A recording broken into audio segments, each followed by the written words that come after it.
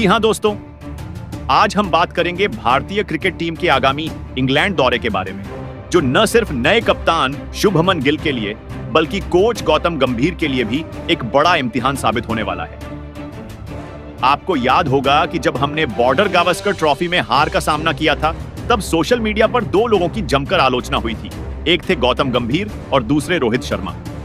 अब रोहित शर्मा तो इस दौरे का हिस्सा नहीं है और शुभमन गिल पहली बार टेस्ट कप्तानी संभाल रहे हैं। ऐसे में अगर इस सीरीज में कुछ भी गड़बड़ हुई तो गिल पर कम और गंभीर पर ज्यादा दबाव बन सकता है। यही वजह है कि यह इंग्लैंड द्वारा गिल से कहीं ज्यादा गंभीर के लिए महत्वपूर्ण माना जा रहा है। टीम इंडिया इस समय लंदन पहुंच चुकी है, लेकिन रवाना होने से पहले कोच गौतम गंभीर और कप्तान शुभमन गिल ने मुंबई में एक शानदार प्रेस कॉन्फ्रेंस की, जिसमें कई अहम सवालों के जवाब दिए गए। आज हम आपको इस प्रेस कॉन्फ्रेंस के प्रमुख बिंदुओं के साथ साथ कुछ अतिरिक्त जानकारियां भी देंगे।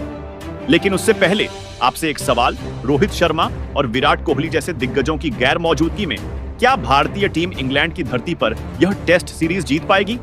अपनी राय नीचे कमेंट में जरूर बताएं। अगर आप भी हैं रोहित शर्मा और किंग विराट कोहली के कट्टर वाले फैंस, तो इस वीडियो को दिल से एक लाइक करें। वीडियो का लाइक टारगेट 500 लाइक्स हैं दोस्तों। साथ ही यह भी बताएं कि आपको इस सीरीज का फाइनल स्कोर लाइन क्या लगता है। क्या भारत 3-2 से जीतेगा, 4-1 से, या फिर इंग्लैंड बाजी मारेगा? चलिए अब प्रेस कॉन्फ्रेंस के हाइलाइट्स पर नजर डालते हैं। हाइलाइट नंबर 1, विराट और रोहित की कमी को कैसे पूरा करेंगे? प्रेस कॉन्फ्रेंस में सबसे बड़ा सवाल यही था कि रोहित शर्मा और विराट कोहली जैसे दिग्गजों की अनुपस्थिति में भारतीय टीम उनकी जगह कैसे भरेगी? शुभमन गिल ने इस सवाल का जवाब देते हुए कहा, विराट कोहली और रोहित शर्मा जैसे खिलाड़ियों की जगह लेना बेहद चुनौतीपूर्ण है। यह एक बड़ा दबाव है और इसका असली एहसास हमें तब होगा जब हम उनकी गैर मौजूदगी में बल्लेबाजी के लिए उतरेंगे। दूसरी ओर गौतम गंभीर ने इसे एक सकारात्मक नजरिए से देखने की कोशिश की।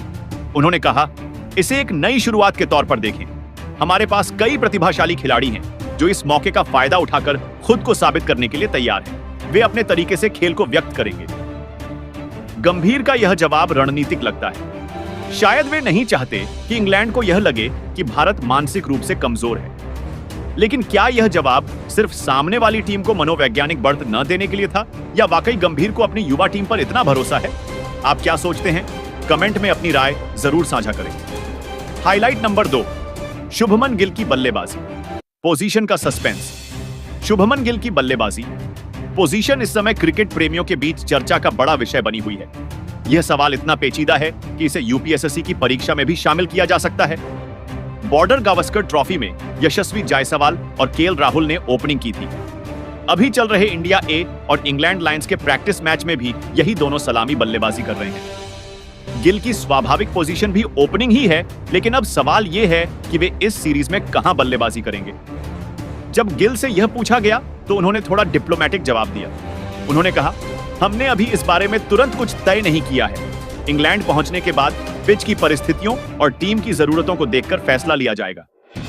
यह जवाब सुनकर लगता है कि गिल और गंभीर अभी अपनी रणनीति को पूरी तरह खुलासा नहीं करना चाहते।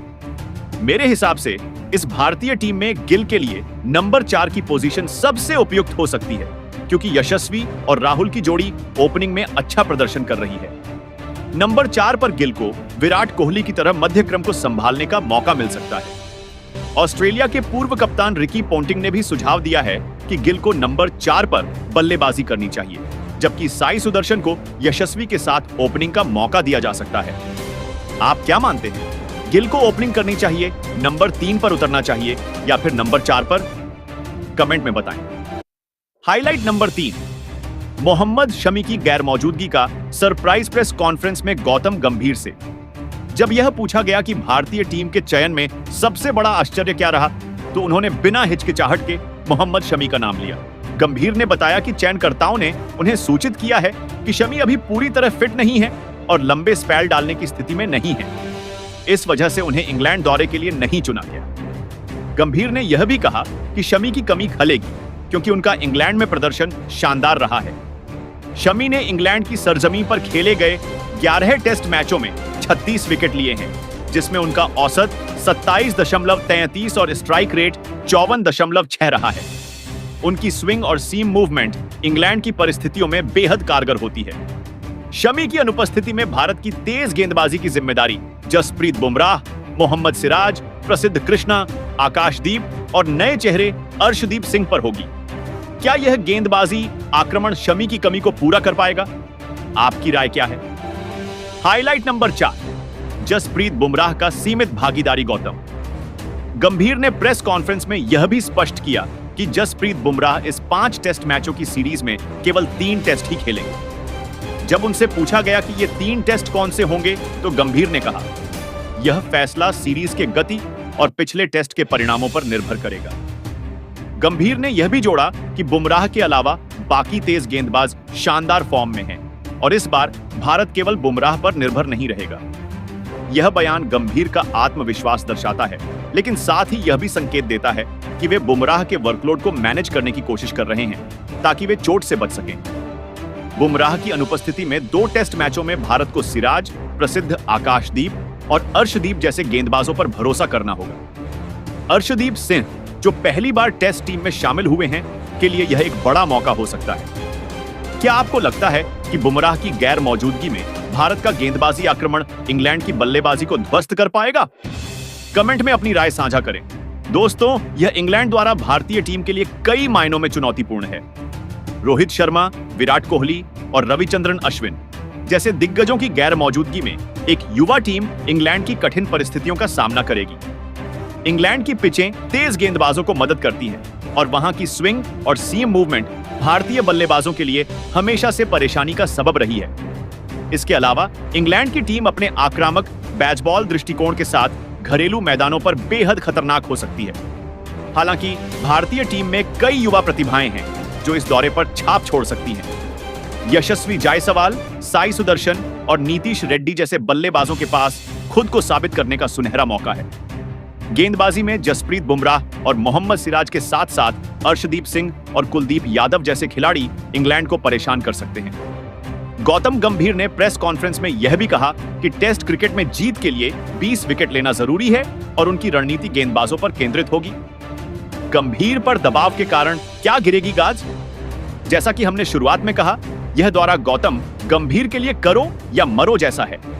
चैंपियंस ट्रॉफी जीतने के बावजूद ऑस्ट्रेलिया और न्यूजीलैंड के खिलाफ टेस्ट सीरीज में हार के बाद गंभीर की कोचिंग पर सवाल उठे थे। अगर इंग्लैंड में भी भारत का प्रदर्शन खराब रहा तो गंभीर की आलोचना और तेज हो सकती है। संजय मांजरेकर जैसे पूर्व क्रिकेटरों ने पहले ही गंभीर की चयन नीति पर सवाल उठाए हैं, खासकर सरफराज खान को टीम से बाहर करने के फैसले पर। मांजरेकर का मानना है कि गंभीर और चयनकर्ता खिलाड़ियों का चयन उनके प्रदर्शन के बजाय अनुमान के आधार पर कर रहे हैं। दूसरी ओर गंभीर ने अपनी प्रेस कॉन्फ्रेंस में आत्मविश्वास दिखाया। उन्होंने कहा, मैं हमेशा दबाव में रहता हूं, चाहे टीम जीते या हारे। एक कोच के तौर पर मैं हमेशा नतीजे चाहता हूं। यह बयान उनकी जिम्मेदारी लेने की मानसिकता को दर्शाता है, लेकिन क्या वे इस युवा टीम को इंग्लैंड में जीत दिला पाएंगे? इंग्लैंड द्वारा भारतीय क्रिकेट के लिए एक नए युग की शुरुआत है। शुभमन गिल की कप्तानी, गौतम गंभीर की कोचिंग और एक युवा टीम के साथ यह सीरीज रोमांच से भरी होगी। प्रैक्टिस मैचों में केएल राहुल, करुण नायर और ध्रुव जुरेल की फॉर्म भारत के लिए सकारात्मक संकेत है, लेकिन इंग्लैंड की मुख्य टीम के खिलाफ असली चुनौती होगी। क्या भारत इस सीरीज को जीतकर गंभीर की आलोचनाओं को चुप करा पाएगा या फिर हार के बाद गंभीर पर गाज गिरेगी? आपके हिसाब से इस सीरीज का नतीजा क्या होगा? क्या गिल की कप्तानी में भारत 3-2 या 4-1 से सीरीज जीतेगा या फिर इंग्लैंड का दबदबा रहेगा?